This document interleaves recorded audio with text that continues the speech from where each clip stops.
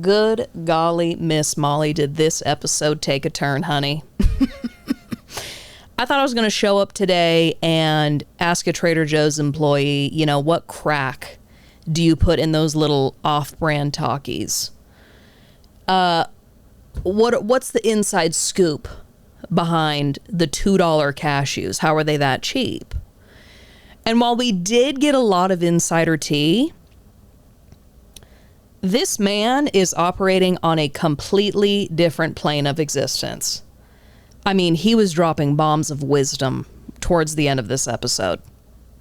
I am truly at a loss for words. I feel like I need to go home and just marinate in one of those gallon-sized plastic bags with all the Worcestershire and the au jus, Toss me up, put me in the fridge, get me all nice and moist before you throw me in the oven. Whew! So, at the bare bones, we get to know some TJ's secrets. He really entertains some Trader Joe's lore. But god damn. He this one's a thinker. He's really going to get you far into your cerebrum and take you for a ride. So, buckle up, grab yourself a leisure hydration, and welcome to Emily Talks Too.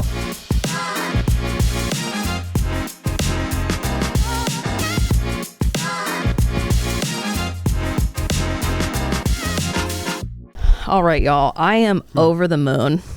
I don't know how this all kind of came to fruition, but I have Ashr with me right now. He is a Trader Joe's employee. I mean, you are so much more than just a Trader Joe's employee, but that's what I have you here today for, and I have a litany of questions for you.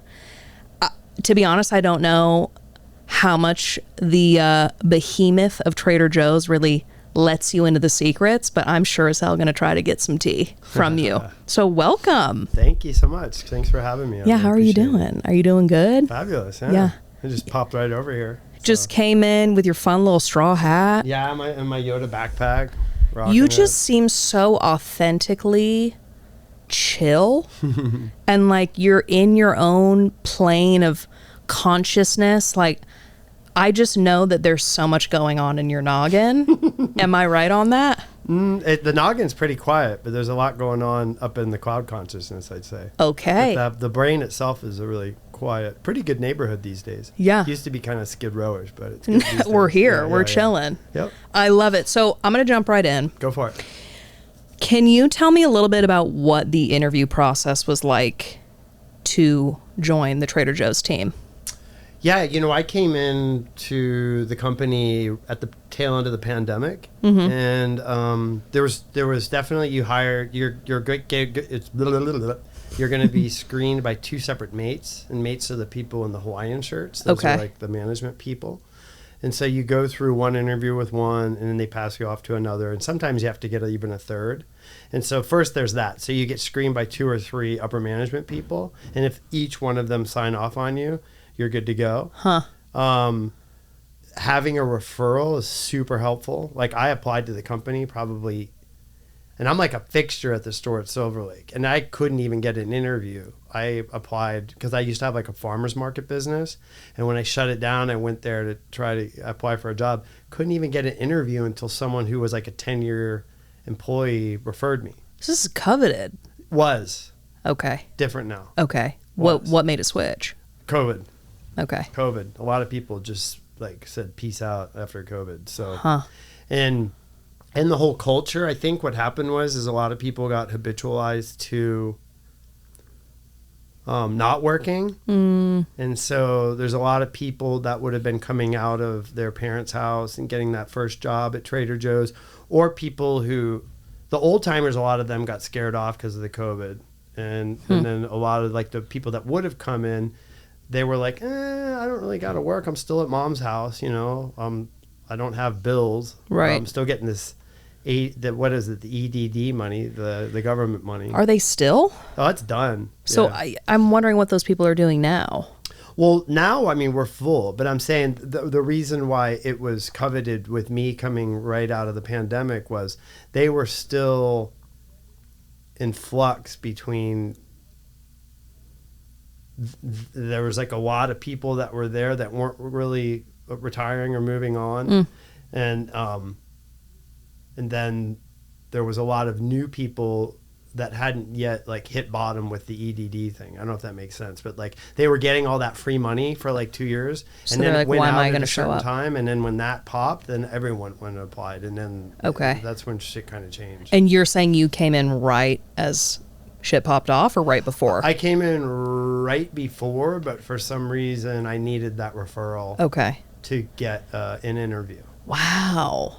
Yeah, and my friend Stephanie like vouched for me, and it's also I was also in kind of a rough place when I applied. Like I'm reflecting on where I was in my own life when I applied, and I was not in Trader Joe's frame of mind when I applied. It was kind of like a life raft on a sinking ship. Like I had just shut down my farmer's market business, and I had like relapsed on drugs, and I was like going there to try to like salvage something because I was going to like a dark place. So part of it could have been that. Wasn't the right time before. Not at all. Right. Yeah. So they're really looking for like charismatic, charming. I don't think I've ever met a rude, like standoffish Trader Joe's employee. They definitely do some sort of like profiling in the question and answer, and I think they're looking more for someone who's, I don't know how to say this I mean, they're kind of people-pleasy kind of people. Yes, some of them are charismatic, but more often than not, most of the people there are overly accommodating and very sweet. And so they project a lot of the people there. Like, I'm genuinely someone who you could put me in front of. I could stand there at the sample booth. Sometimes they put me at the sample booth for like 3 or 4 hours straight. They would never do that with most of the people. You could make a tree feel special. I mean, literally, I could talk to it for a half hour too. And you're vibing. Right. And the tree's responding somehow. Yeah. Yeah. I grew up in neglect, so no one talked to me when I was a baby. So like, it's cool that people pay attention to me. Yeah, you're like, now's the time. Yeah, I love talking with people. But a lot of the people there, they're like mentally preparing themselves for the hour on register. It's grueling for them. It doesn't come easy. They're not They're not externalized, extroverted people. They're very highly sensitive, sweet people, but they're people who are accommodating and want to make people feel good. Okay. Oh my God, this is already opening up so many questions in my brain. So when you start a shift, do you guys have like a all-in meeting in the morning and kind of get on the same page? Sometimes there's these things called huddles that happen before opening and before closing, but the huddle thing has become less important. Huddle is like where we go over captain's notes, and we're going to try a couple of new products. They'll pass around something random that we can all try. Okay. Now those things kind of happen throughout the day. So there's not so many huddles as there used to be. Is that They'll the have bells? huddles when people leave, and when people who have been like core crew members transition or they move on, they'll have a huddle just to celebrate that person, which I think's nice. That's so sweet. Yeah. Like Gabriella, who's a great crew member, she just got promoted to go back to my old store, which is the Glendale Trader Joe's, as a mate. So she's going to be a manager now. And so we acknowledged her because she's great. You know what I mean? Yeah. So I like that they do that. So there's love amongst y'all. Oh, dude. That's big time. I mean, hands down. That's why I put in a transfer to Silver Lake, because I was at Glendale my first year. That's where I got hired. But I knew Captain Jason when I used to go there with my little babies. Like, I've been shopping at the Trader Joe's in Silver Lake since my identical twin girls were born. Wow, long time. So I used to come in there when they had those little weird shopping carts that the kids could until two assholes decided to steal the frickin' things. But anyway, my kids used to push those around, and I could just feel Jason's vibe, and he was so sweet. Is he still there? He's still there. No way. And he was the guy he steered that ship through. I don't know if you recall, but when Melly passed away, when there was the shooting there, and Melly was one of the mates, and she was in the wrong place, wrong time, and she got shot. But he handled that whole hostage situation. He was there. And then 4 years of COVID. Okay. He steadied that ship all the way through COVID, and he's so sweet. We love him. I love Jason. He gave me a birthday, like on my birthday, he went across the street to Gelson's and got me like a little sheet cake and have everyone sing happy birthday to me. Like, sweet. He didn't have to do that. He's that really makes all the difference. And that's the guy that's setting the tone for the store. Right. So that story of the woman. Okay. already forgot it. Who got shot. Oh my God, yes. I didn't know that had happened. So, cut to, I'm grocery shopping, and I noticed the mural right when you walk in. Yeah. David Milton, who was on the sign team who just left, he painted that. Oh my gosh. All those paintings on the wall are done by employees there on the art team. Oh. He did such a fabulous job on that. That's so sweet. Including, I think, Rosie the dog. Like, she's all in there those too? are painted by our people. Oh. But anyway, you saw the mural. So I saw the mural. Oh, this makes me just send a chill down my spine even thinking about this. And I remember I was at the checkout stand. And I look at the mural and I said, well, that's not fair. Like, do you guys get to take turns being on the mural? Oh, my God. Yeah. Oh, my. Literally drag me by my ankles out of that store. And the guy was so nice about it. Yeah. Explaining, like, no, actually, she was shot in the store in this, horrific story. So are you guys then taught, like, or guided on how to work through small talk? Like, are there kind of pointers that you... Small talk about that or small talk in general? In general. Well, we all have our own approach because you have to understand the thing that's unique about Trader Joe's as opposed to other supermarkets is that we rotate every hour. So we're only on register for 1 hour, then we go do product for an hour, then we'll do carts for an hour, then we'll do this for an hour. So every you're not hour at the register for like 6 hours. At these other places, they're like in a cage for 8 hours sitting at the register and they're done. They're like brain dead. They're like not even like, could you imagine just doing that day like hour after hour? It's so many people too. So everyone has their own approach when they go on register, and you know, everyone's approach is different. Right. My approach is definitely different than most. Like I definitely fly you engage real close to the edge. Yeah. You know, sometimes people are like, whoa, where's he going with this? You know what I mean? But do you read the room? I mean, do you notice if someone's just in a piss off mood and they're just like, I'm not going to go like I'm not going to talk about specific things with people who are double masks. Sure. Like in June, 4 years later, you know what I mean? Like, yeah, it's a different vibe. I'm not going to, I just I feel it and then I go. Yeah. Yeah. Do people ever say some crazy shit to you when they're checking out? Like, I'm kind of thinking about how hairstylists are kind of therapists in the sense that when you sit down, sometimes we say the craziest shit to them. Is that also the case in these? Okay, what do they say? Do you have an example? Well, I can only give you my examples, but I've had a lot of people. I've had a couple of my customers just break down and cry in front of me about their father dying from certain things during like COVID, or like, and you know, like I give them a hug, or I'll walk outside with them. One of my customers was really grief stricken because she's 46 and they tried for 3 years to make a baby happen, and she was just walking into the store and she was just like, I just don't want to shop here anymore. And I was like, but she's a foodie. She loves foodie, but she doesn't want to shop anymore. And so we just had a conversation. I was outside doing carts, and through like me just kind of being curious and gentle with her, she's like, well, you know, I was trying really hard. I just had my last miscarriage and I'm not going to have any kids. And I was like, well, girl, you really wanted to cook for those little babies and they're not happening. No wonder you've lost your passion for food right now. You know what I mean? And so it was like kind of a thing, and we ended up hugging and she cried, you know, but stuff like that. Cause that's why I went to work there. Like I was kind of doing this weird, like work from home thing. You need the kind of the interactions with people. We all do. Yeah. Dude, yeah. I was like, my tolerance for humans after the pandemic was like not good. Oh shit down here, like no tolerance. Overstimulated by anything. Someone walks by you and like, what are you doing? Fuck Trump. Like, you know what I mean? Just like, you know what I mean? Like intense. And I needed to put myself in a human immersion. Like, you know what I mean? And immerse myself in analog human experiences where I'm having 400 to 500 mini conversations and people making eye contact and acknowledging me and me acknowledging them a week to pull me out of the psyop we just went through the last 4 years. But you went, I mean, on the other side of the spectrum. You're like, you went from no people to so many people. Because like from the... What do you mean? In the sense that you're probably interacting with dozens on dozens and dozens of people every day when you're at work. It's not like you're just behind a desk making phone calls. I mean, you're having face-to-face interaction with customers all day. Yeah, but there's a good balance because when I'm one of the few employees there. Like I'll go, usually an employee's like, because there's two sides to it. There's product team and there's customer experience. And so product team is people that are stocking the shelves and doing things like that, keeping the product out, keeping that moving. And then customer experience is like, the sample station, the register, the front helm, the person greeting, the person doing carts, anything interacting with people. And so I'll go days without having one product thing.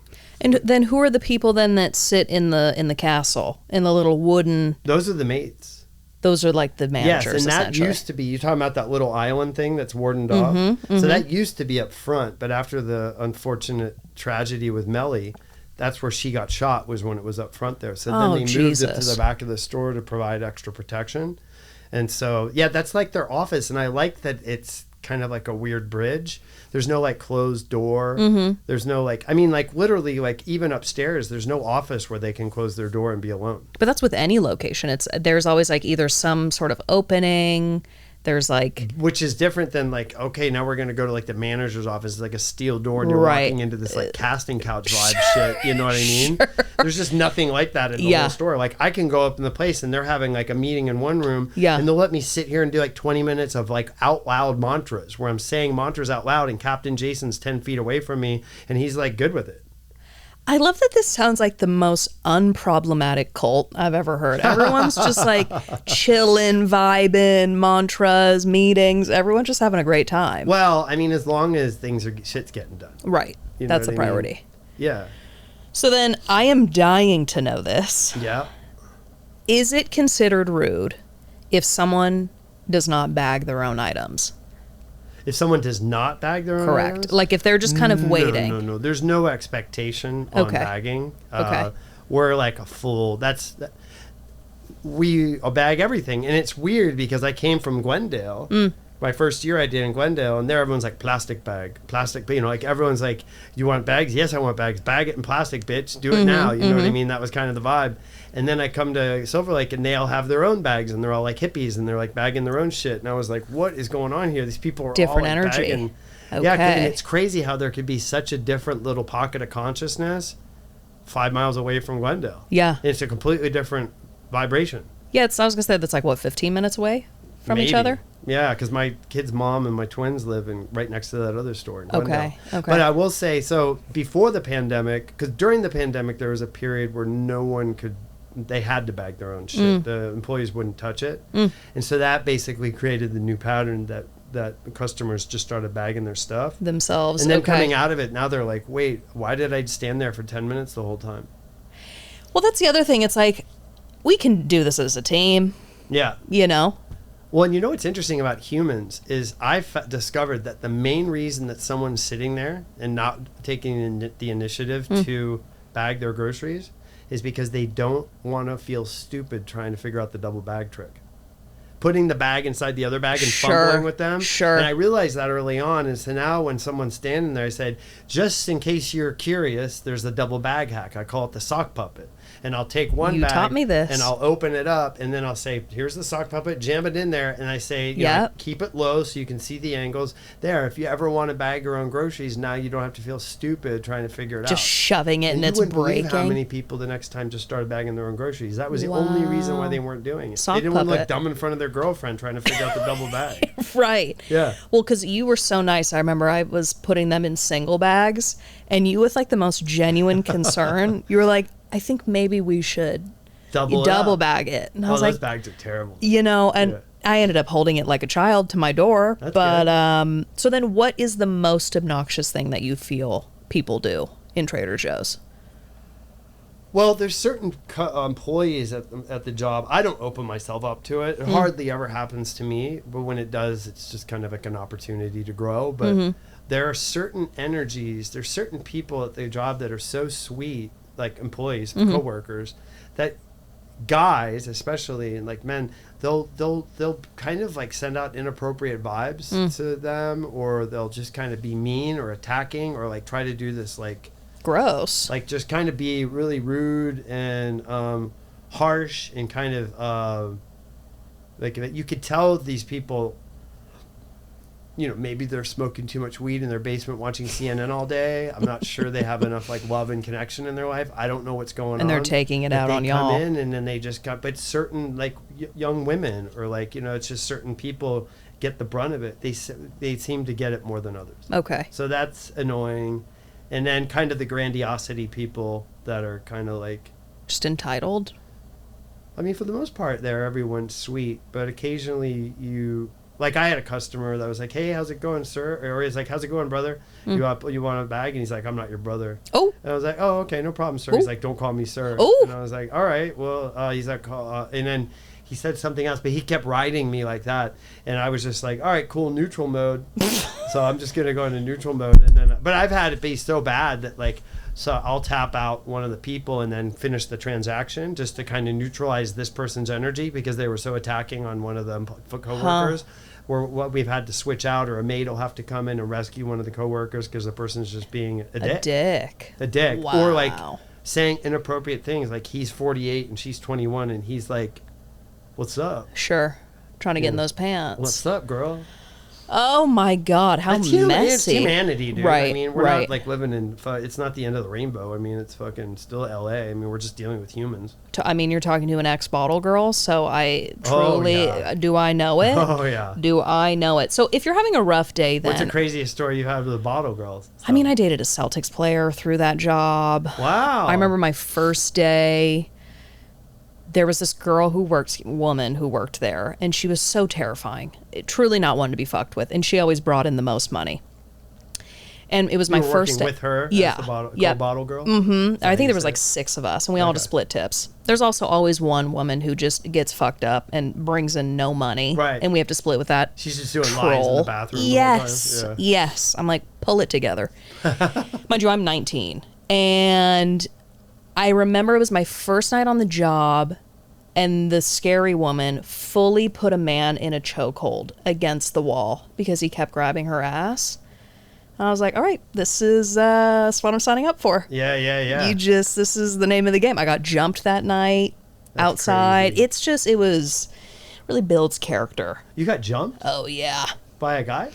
Yeah, I was because it's close. It's got kind of an almost like, I mean, I have a lot of friends of mine from, because I sold drugs for so long. A lot of my friends were strippers and dancers. Yeah. And so they were always, but they get escorted to the car for a reason. And you guys are almost on that vibe because you're like the cute bottle girls. Sure. But maybe you don't get escorted to your car We like did strippers not. do, which maybe hopefully they do now because for a predator or someone who's looking to take out their mommy issues on some nice girl.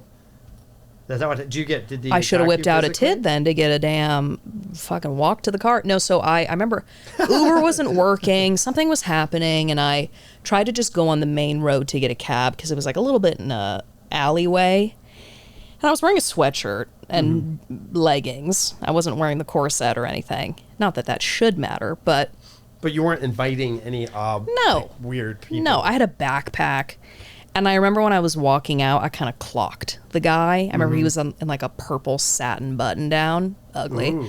And immediately when I saw him, I was like, this isn't good. Like, I just kind of knew something was up. Your intuitive thing was on. Yeah. High alert. And all I remember is he came up behind me. He put my hands behind my back. And he was kind of trying to get me to go in the alley. And I always thought, if someone ever fucked with me, I would get so get out of my just like horrendously powerful. Mm-hmm. Froze. Yeah. Froze. Completely froze. And one of the security guards was watching the whole interaction, and he saw the guy. And so right as he was probably about to do something not so cute, the security guard pulled up in his car, and he was like, get in my car. So he pulled me in the car, and I remember the creepy guy was like, let me at least pay for her cab fare. Was like trying to become some hero in the whole thing. Oh, wow. So I'm sure that's not happening at Trader Joe's, but I understand the feeling of just creepy or hurt people maybe taking their shit out on just innocent kind. Yep. You know, it's not a fun feeling. Yeah. So then what is the weirdest assortment of things that you have checked out for someone? Like, has someone ever gotten just like one bag of tofu and then just left? Oh, there's a couple. It's actually very interesting that you asked that, because there's these, like, I guess I don't know if they're Zoomers or Gen Alpha. They're like probably, I call it Gen Z Zoomers. Okay. I think they're like late stage Zoomers, but they're almost Gen Alpha. There's these high school kids, and they look exactly the same. Their skin's like glowing, like iridescent, because they don't go out in the sun at all. They look like ghosts with like these big black mop heads full of black hair. Okay. And they come in and they're so skinny, and they just come, and then every day they just buy this like thing of tofu and they leave. You're lying. No, like every day, or it's like a yogurt. And they like split it or something. I don't know if they're like fucking bird hybrids, or I don't know how they live, but they come all the time. They're really sweet kids, but they're not just eating a lot. Nibbling on some tofu. Get them some sun and a little protein. I don't know. A little beef stick or something. Something. Damn. I don't mind if I do. So then what's your favorite Trader Joe's item? Well, I'm like a kind of an urban monk, so I have a couple of hacks that I do. Please spill the tea. And the first one is, and the only item in the first hack is the fried garlic, and you have to get that in an Asian market. So I'm going to get the jasmine rice 3-pack. Mm-hmm. One jasmine rice. Well, bottom shelf, it's sort of like there's the lightly smoked salmon in a can. Bottom shelf. Is this where the canned tuna is? Pink can. Okay. And it says lightly smoked salmon. Okay. So you get one of those. You get the faraki. It's the sesame and the tofu seasoning from the spice rack. Mm-hmm. So then you zap the rice 3 minutes, drain out half of the olive oil out of the can of the tuna, pour the other, mix it all together, flake it over the rice, faraki over that, then our sriracha sauce, and then fried garlic, almost like bacon bits. And that shit's bomb, and it's like $4. It takes 3 minutes. Yum, dude. So, and then there's like my poor man's Niçoise salad. So that's a bag of the baby spinach. Okay. The one that has the sun. Our brand's kind of lame. Okay. But the one that has the sun, there's that it's French stuff, but it has like the sun. It's a bag, so you get a bunch of that the baby spinach. Then you take our bruschetta. You know the bruschetta? Mm-hmm, yeah, of course. So you fork it out. Don't grab it with a spoon, but fork so the oil pops out. Okay. And then you put the tomatoes all over the spinach, right? You get 1 can of the albacore tuna in olive oil, the yellowfin tuna in olive oil. Flake that up, put that over top, then Parmesan over top of that, and then we do the balsamic vinegar over that. My God. Balsamic vinaigrette. And that's really good. And those are both cheap and really good. There's the hash brown avocado toast. Is that the little dinkers that come in the frozen section? And you smash up avocados. Delightful. And then put anything but the sesame seasoning over that. That's good. I just had one today that was amazing. So kimbaps are really popular right now. Have you seen those? Like the frozen Korean sushi looking things. Do you guys have them? Yeah, we do. Oh, okay. We get 2 boxes a day, and they're sold out by 10 a.m. every day. So if you want it, call it like 8 a.m. Okay. Call it like 8 a.m. Okay. So, but then they have just sent these other things that are like these rice balls. They're from the same people that do the kimbap. So you take one rice ball and you put it in the chana masala. It sounds really weird, but they have the same spice profile. Okay. So you take the rice ball, cook the chana masala, then you put the chana masala, or you put it in the chana masala and mix it all up. It's incredible. It's like an Indian rice. Yum. What do you call it? Like tikka masala or no? No, it almost becomes like a rice chili, like Indian chili. Oh my God. Yeah. Okay, you've got the secrets. Well, there's a lot more. I mean, but that's... It's endless possibilities. I mean, to a certain extent, you're only limited by your creativity. Right. But after a while, it's like you just, everything there is like, oh, one more is the steamed lentils with Is that in the little air? What's it called? Yeah, in the baggie. Pack. Yeah. So you do that, and then you mix in the bruschetta. Yep. And then with feta mixed on top, and then a box of the pita crackers. That's really good. Classic, delicious. This isn't edible, but people sleep on the lavender sachets for the dryer. I pop those in. My towels smell delightful. Really? Oh, okay. Oh, it's exquisite. I think my parents used them when we were kids too. Well, and that Dr. Bronner's hand soap, or the body soap, the all-in-one body soap is so good. People sleep on that aisle. Yeah. Yeah, you can really pass. Oh, and the hand soaps, or the hand lotion. Yep. They have a coconut one. Lovely. Yeah. I will say Trader Joe's sometimes gets a little too buck with the snacks. They're like, in what way? Do you want a quinoa peanut puff with like pickled strawberries and like everything but the bagel seasoning. I'm like, what are we doing here? Give me a fucking corn chip. Yeah, I'm like, we're getting a little too crazy, but I love the innovation. Sure. I think I almost feel like sometimes they have like a bunch of elves on DMT just locked in a room somewhere. Correct. Coming up with this shit. Correct. The names of the shit. What is this shit? Like, it's insane. Yeah. But people still eat it. I'm like, okay, girl. Well, people try anything. Yeah. Well, and the interesting thing is none of it's ours. I mean, we're making all of it. Like it's like we hand pick food producers from around the world. So that's known, because I have a question about that, because I went down a rabbit hole. We'll do it. Okay. Well, so then. But I have some details on that. You got some insider reasons why it works, and then also socioeconomically speaking, why our prices have remained so consistent while all the other chains have doubled in the last 3 years. Right. But we can get into that when we get to that. Well, I want to know, where does the expired food go? Oh, okay. So we just throw it in the trash bin. Gorgeous. No, I'm kidding. Oh, okay. No. We have like 4 different nonprofits that come and pick it up every day. Trader Joe's. Yeah. Really just setting the bar. Yeah. So then, okay, this is my next question. How does Trader Joe's keep the prices so low? I mean, a big bag of cashews is like $8. Yeah, $6.99, I think. Yeah, wow. Well, okay, so there's 2 things that are going on here.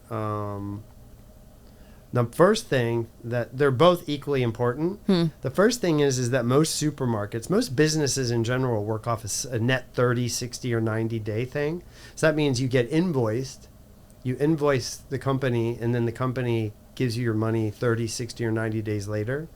When we go to pick up our food and get our shipment, we give them money right then. We're a cash-only business, so they can cash that shit the next day or the same. So you're saying like the factories that make the food? People that are making it are always cash short and always looking for money now.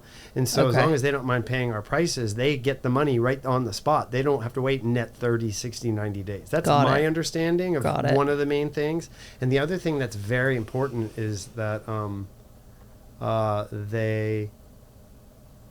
we brand everything. I think everything in the store, we decide where it's placed. So other grocery stores, everyone's between 5 and 6 feet tall. So all those brands are fighting over that shelf space. Where like the eye space. Yeah. Yeah. And here they don't have any control over where their products are going. Where we're putting under our wrapper, we're wrapping it in our brand. Our store is our brand, and we put the stuff wherever we want. They don't have any control over it, so it doesn't drive the prices up. So, okay, that was going to be, so the conspiracy was that like, basically the Trader Joe's pistachios are the exact same as the brand Wonderful. I can't say that for sure. Okay. I don't know about that. I know that there's, I know that our stuff is coming from like good, like other vendors, like that I'm sure, sell basically. I would imagine like that the puff sour cream and the or like Pirate Booty. I would imagine that the milk, some of those products are probably like Rockview. I mean, you could How is that legal then? So like if they're, because I think the roundabout way is that Trader Joe's will go to the same manufacturer of Pirate's Booty per se. Yeah. And they essentially give the same product, but then just wrapped in the Trader Joe's packaging. I understand. I think, you can look that up. I think that's common internet knowledge, right? But I believe that's how it works. Okay. But the only thing that's doing at that point is, I think there's a release there that happens that allows Trader Joe's to curate the store the way they want to, and they're not beholden to those brands. So those brands can't get into a competition war for product placement on the shelves, and they don't have any placement say where it goes. And the other thing I think that happens, when I'm not positive about, but if you recall last year we had an egg shortage. Yes. So for like 6 months. Yeah. So I think like 50 million hens got knocked out by avian bird flu. Insane. And so, what happened there was, if you recall, our prices did not go up at all. But what did happen is they were out by like 9 a.m. every day.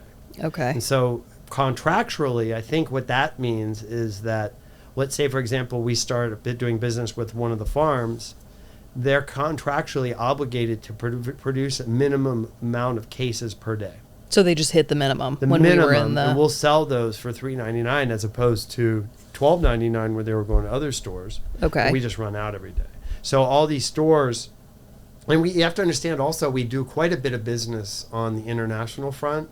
So a lot of our stuff is coming from Italy, from Korea, from all over the world. And so as long as, and it works as long as our United States currency is the main currency through which crude oil is traded with. Because right now it's the petrodollar. So all the petroleum that's bought and sold around the world is backed by the U.S. dollar. Okay. So as long as the U.S. dollar is the petrodollar, then that will continue to work out in the benefit of like Trader Joe's and companies like that are importing, because our dollar will remain stronger than the currencies in Italy and Korea and that kind of thing. God damn, I'm dumb. This is so above my head. But the petrodollar is the thing that's keeping our dollar strong right now. If we weren't the main dollar that's backing the sale of petroleum oil, our economy would not be what it is right now. It'd be in bad shape. Well, so then, okay, if that's the case, and let's say Trader Joe's strawberries are $4, and at Gelson's strawberries are $12. Let's say from the same farm. Well, who's making that money? Who's making the profit difference? Gelson's, the farmers? Well, I'm only speaking what I understand. I'm not speaking. I can't say that for a fact. What I'm saying is correct. Okay. But I would imagine, first of all, I already said we're going to those people and we're getting those deals because we're handing them cash. Got it. Gelson's, pardon me. Gelson's is going. It's like a cash buyer versus a mortgage buyer. Yeah. And Gelson's is going there, so maybe we're getting them for $2.99 a package and selling them for $5.99, where maybe they're getting them for $5.99 and then selling them for $8.99. So a big part of it's that. And then the other part of it would be that I don't think our company has shareholders. And I don't believe, I could be wrong, but there's like this shareholder thing that's kind of ruined everything. And that's like these companies become beholden to shareholders. And so the shareholders all are driven to want to make money. And so the profits would go to the shareholder group. Okay. Where here, I don't necessarily think that there's a shareholder group that's there's not this pressure driving this thing, because they all need to be millionaires and drive like 10 Teslas and shit. Gotcha. Okay. But it's literally buying everything in cash, the petrodollar, and also the product, us curating our store. Those are the three things. That kind of keep it. Because we're getting it from all over the world. Right. And we're also, for all these people that hate explosion energy and that are like, oh, fuck fossil fuels and drive Teslas and lithium's it. And I don't have a problem with that shit. I mean, but at the end of the day, all those berries that we just had the last 4 months during winter, where do you think those fucking things came from? They came from Peru on jet planes powered by explosion energy. Right. So if you're going to hate on that shit, don't eat that stuff. Eat seasonally. Yeah, because we get that shit from everywhere. That's why we always have everything, even at all in the times. In the winter. Yeah. Shit's now they may Mexico. taste like ass if we're having a watermelon in the dead of winter.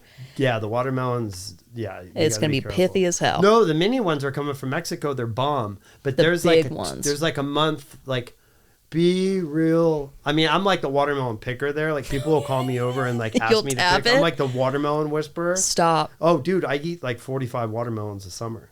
Like, I eat one a day almost for like That's 2 wild. months. You're hydrated. I'm just something. I don't know what the fuck's in those watermelons, but my body needs a lot of it. So can I call you over and you give a little tab? You have a little smooch? Yeah. Okay. Yeah. Okay. I mean, you have to be able to hold it in your hand, and you have to hit it. It has to be heavy and reverberate and vibrate like it's hollow. And see, people tell me this shit, and I'm like, when it comes to really like it has picking to be it out, heavy and reverberate like it's hollow. If it reverberates but it's not heavy, there's no water in it, so it's not ripe. But to me, all watermelons are heavy. I'm like, what but is? If you go dunk and it doesn't go then it's just then it's a unripe shit, or it's overripe. Okay. God damn, you got all the tricks. Well, there was also this lore, if you will, back in my hometown. Where's that? Orange County, which I think Way isn't that far where? Away. Wow, you must be scared being so far away. Terrified, from home. absolutely spooked. But the lore was that the reasoning behind the cheap wine at Trader Joe's is as follows. The owner or the founder of Trader Joe's, Joe. Sure. Yeah. Joseph. Passed away during the pandemic, 90 years old. Damn. Yeah. So he divorced his wife. And in the contract, she said, well, I want the profits from the wine. And so he made the wine so cheap. Did that lore make it to you? That's, I mean, I don't know if that, like, in the moment when he got divorced and for the few years after he got divorced, before he sold the company to Aldi in like the late 80s or early 90s. Aldi owns Trader Joe's? Aldi owns Trader Joe's. So Joe sold Trader Joe's to Aldi like in the late 80s or early 90s. Okay. So it hasn't been owned by Joe or that guy who started it for like, I think 30 years. Long time. And they were the ones that scaled it up. I think he had like 40 stores or 50 stores maybe and now they have 600. So, but I believe it's not just Aldi because there's the supermarket. They're like they own like Aldi supermarkets. Mm-hmm. So there's the people that are like heavily involved in doing all the Aldi stuff, like the actual markets. And then there's another side of the family that's not necessarily supermarketeurs, but they have the money and they're part of that, like that elite family. The royalty. And they bought it and they kind of left it up to the people who had already started Trader Joe's not to muddle with it too much. I love that they didn't turn it into some, I don't know, Ralph's. Shout out Ralph's. But there still is there's some charm. Yeah. So I have a conspiracy theory of my own. Go for it. Let's hear it. I love conspiracy theories. Every time I walk into a Trader Joe's, there is some sexual tension afoot, and I feel like it's from y'all. I feel like the employees, there is some horny energy between y'all. Really? Like, is there some fucking happening, or is there some like incestual, not literally incest, but is there like sexual tension among the employees? Now, granted, I feel like in most workplaces, there is always a little something spicy. I don't think that. I mean, I'm kind of like a spiritual Forrest Gump, so I'm just kind of wandering around just, hey, so I'm not really like... You're not tapped into I mean, I notice, like, I mean, there's definitely like a lot of checking out going on there between everybody, but I don't think that... Yeah, most of the people there are coupled up. Okay. There are most people are in relationships or have relationships, and some of them are with coworkers, but like for the most part, no, I haven't really noticed at my store. Okay. At my store. Okay. I'm sure like the high desert one near fucking Palm Springs or whatever might be a little bit more sexually charged because it's a little more less to do there or something. Sure. I don't know. Everything's flat. I don't know what that means, but people are just trying to get naked. Fucking do something. Near the stone fruits. Yep. Wow. So I don't. I don't. Yeah, I don't know what I'm picking up on. To ask about that. Okay. Yeah. Okay. I'm gonna have to investigate. Because there's a lot of people that are always like, my kids are always like, she liked you, and I was like, I fucking don't even track on. You're just in your own world. I'm a man on a mission right now. Yeah. Like I don't have any time for that shit right now. Okay. So I'm not that I don't have any time for that shit, but it's like I already know like. I'm not actively like involved in that at the moment. So okay. Yeah. Okay. Yeah. So are there any other secrets that you feel like we should know? Any other tricks, hacks? I feel like you're thinking of one right now, but you're trying to figure out if you can say it. No. My brain is just like I'm trying to. Not really. I mean, I do like the Trader Joe's. I mean, at my old store, for example, and I don't have an opinion about the captain that was there. I thought that captain was a good captain, and I didn't have a problem with that person. But we do these annual reviews, which I've never seen at any other company. And that's where crew members give feedback about upper management. And based on those reviews, the company gave that captain an option to either step down and be a mate or retire. So, like, they listen to the crew, and the crew kind of drives. They get more feedback. I mean, just in the short time that I've been there, I've watched them add $10 on Sundays. They just gave everyone in the whole company a $2 raise last week. Wow. And they gave... it's the You only mean $2 an hour? $2 an hour raise. Okay. And then on top of, they give you like two raises a year up to $1.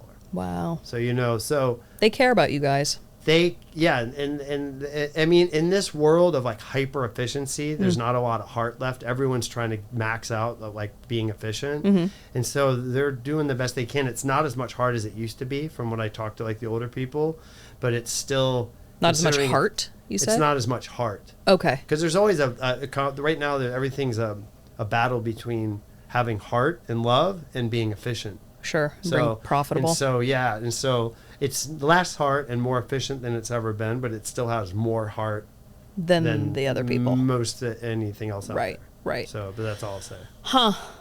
Okay. Well, I do word association with each episode. Yep. So I'm going to give you some words. and I want you to tell me the first thing that comes to your mind. It can be as random, whatever comes up in the noggin. Sure. Paper or plastic. Marshmallow. Inventory. Cactus. Everything but the bagel. Fart blossoms. John Wilkes Booth. Killed. There we go. Dude, that's a creative ass mind. Wow. So you work with people all day. All day. Is there a common thread that you have found among both the customers and your coworkers? Yeah. Do you want to tell me what that is? The faster you're moving, the more you're in fear. And the more you're in fear, the more you're thinking about yourself. And the more you're thinking about yourself, the less compassion and kindness you have for others. So if you want... Hello? There's no love in hurried and stressed. And the more that you're hurrying and the more that you're stressing, the more that you're missing the magic. There's nowhere to go. We got a meat car. You can go left, you can go right, you can go forward, you can go backwards. But your DNA is going to tap out between 80 and 120 years. And while you're here on Earth in this body, you got nowhere to go. Chill out and fucking love your moments. Quit So what did stressing. you eat before? Like a before pound this? of mushrooms. Yeah, hello? No, nothing. I had that thing I told you about, the chana masala with the rice cake added in. You didn't Rice sprinkle ball. a little something extra in there? There's no... I'm just completely... We're high on life, 100% baby. Organic right now. Damn. Mm-hmm. So I do know that you, on top of Trader Joe'sing, you run a recovery group. I help manage a recovery house called Pathfinders. Okay. It Can would you be- let us in a little bit about that? What does Yeah, that look it's like? great. It's great. It's the oldest Alano club in Los Angeles. It's been around since 1964, so it's coming up on 60 years. Okay. It's been at numerous locations, but right now it's right next to the Atwater Village Library. And what's Pat Alano? It's Pathfinders Club. Oh, okay. And so that's the name of it. But they used to call them Alano clubs, which Got is it. a certain kind of, it's like a classification, so you can kind of hang out there. It's like a members club, but there's meetings going on. And I also guide mantra meditation groups out of there every Monday night at 8 p.m. So, yeah, that's fun. So it's cool. There's like a chalkboard wall and a little urban garden in the front. And it's just kind of got a mom and pop's feel. Right. It's cool. So do you feel like you are most at peace when you are of service or when you are around people? I feel like as long as I have that spiritual perspective, I do a lot of work to maintain a certain perspective of gratitude and humility. Like legitimately, like where I know that I'm a spiritual being and I know that I have access to that spirit. And so when I can access that sensation of well-being that comes from communing with my spirit, everything's fine. But when I get off of that, when I start getting into survival mode, when I start being like the thing I was talking about before, People in fear and fast. cortisol and adrenaline and cortisol and adrenaline, and then my focus narrows, and then I start imagining dangers and threats, and then I forget my purpose here. My purpose is to live with wholeness and joy. How do you tap into that if you're in a world that's so hustle and bustle and you're... Have you ever seen me, if you ever come by Trader Joe's, I mean, it's like a running joke. Like on my lunch break, I'm outside like in a chair and I do mantras. So I'll just be doing my meditation practice like right in the front as like a million cars are coming in, and I'll just sit there for like 45 minutes You're with my eyes vibing. closed doing my like mantras. And to the point where people walk up and like hand me money or throw socks in the thing, or like they think I'm like some kind of like, I don't know if they know if I'm homeless or they think I'm like a Buddha guy or whatever, but like I've had kids run up and give me socks. I've had people like hand me money and, you know, like, so I do that on my lunch break, because what's going on there is you kind of get pulled into the mundane and you start to like absorb all these other people's energies, because a lot of people are going through a lot of shit, dude. That's the human experience, baby. But I mean, like, you know, people have never been more sensitive, and people have never been less fulfilled than right now. Like they're all running on empty calories. And so you really feel all of that. And so it's just constantly about bringing myself back into alignment so that I'm vibrating in that frequency of wholeness and joy. So that's it. As long as I'm in that frequency of wholeness and joy, it's fine. But when I get out of that, then I'm in I call it my trauma avatar. Then all bets are off. Game I can't over. be in that too long, because all of a sudden, then I'm like, well, that's when I'm going to start thinking there's something wrong with me, and, you know. It's a very me mindset. Not with the best intentions. I mean, that's any anxiety-based thinking. It becomes very What's wrong with me? self-indulgent. Yeah, because we're it's all about surviving, you know? indulgence. Yeah. I love how it's just you in the aisles with the cheddar puffs and you're literally just floating on a different level of consciousness. You're just vibing with the salsas. Like no one would ever know. Yeah. I mean, you are the most joyous, kind, present person. Right now, in this moment. Sure. But if I didn't do my mantras for a week, It'd be spooky. and I was on the internet scrolling and locked in my office and not connecting with people and not like being with my girls and riding bikes and teaching them to skateboard, I could become a fucking real piece of work, let me tell you. Okay. This takes work. It's like the gym. People, I mean, I could read, can I read you something I brought? Sure. This is just something out of the flyer that we have in the lobby, but it'll kind of like sum up. Yeah, you are right, though. It's not, I mean, this is... My little Yoda backpack. Yeah, that's adorable. I stole it from my daughter. Oh. I gave it to her, but then I stole it back. There's a little baby Yoda on there? There's a lot of them. One of my coworkers will say, that's not baby Yoda, that's this thing. So this is a thing, this is like the spiritual practice, but the beginning, well, me and my glasses too. I can't see anything. I feel you. Meters? Yeah. Yeah. So, is this like, yeah. He's back on the mic. All right, we have no problem battling through an illness such as cancer or heart disease. We work hard to change our body type, to lose weight or become more muscular. When faced with some sort of degenerative condition, we do everything in our power to fight it. However, when it comes to our established mindset, we often lack that same fighting spirit. Instead, we believe that our mindset and the way we see the world is set in stone, almost as if it was fate. When you look around and see people on Skid Row or death row, or simply walking down the street with their head held in defeat, remember that each person was born into this world as a curious and receptive child, eager to embrace the world. We have all had experiences that shape our thoughts, and those thinking patterns are the only thing that has distanced us from that curious child we once were. It's hard for us to see our established mindset as something we have the power to change. Instead, we often endure this mindset as the reality we must deal with for the rest of our lives. And so it says, with this practice, we can evolve beyond our established mindset. By earnestly utilizing the power of spoken word, breath, and prayer, we are able to cultivate a new mindset, a new perspective, one that restores that sense of wholeness and joy we enjoyed as small children. So I'm just like the poster child of that. Yeah. Through the mantras and stuff, you come back. Well, I just stay in that place of like wholeness and joy. You can return to that innocence and that joy and that wholeness we had when we were little babies. Huh. Everyone, when I walk around Trader Joe's, all these babies, and they just make eye contact with you and they just lock eyes, and we're just like right there. And every single person you know and you see on the street everywhere, they were all just those little babies one time. And the only thing that brought any of those people to those terrible stations in life were their own thoughts. In their mind. Everybody's thoughts in their minds brings them to those places. I mean, talk about a pivot. My God. You have depth. You have been through the ringer. You've seen some shit, haven't you? Oh, yeah. Yeah. Oh, yeah. Big time. For sure, yeah. We all have. Huh. Wow. Okay, well... Oh, thank you for letting me share that. Of course. I really don't mind. That was a delight. Oh, cool. So, I end each episode with the same question. And it is, what do you wish more people understood about you? I don't really need people to understand much more about me, I don't think. Yeah. You're good. You're set. I think so. Yeah. I think, I mean, maybe just that understand that I'm just like they are. You know what I mean? Yeah. Yeah, I don't really...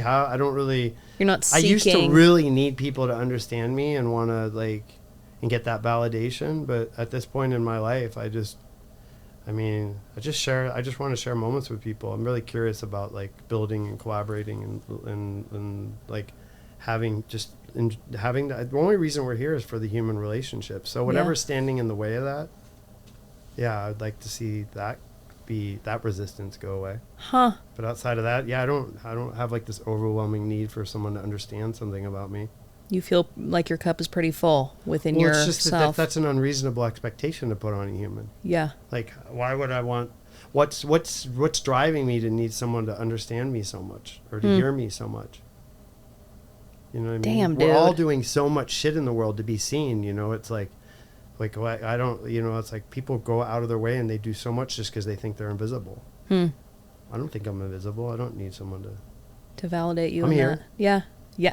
Honey, you have arrived. So have you. You are. We're good.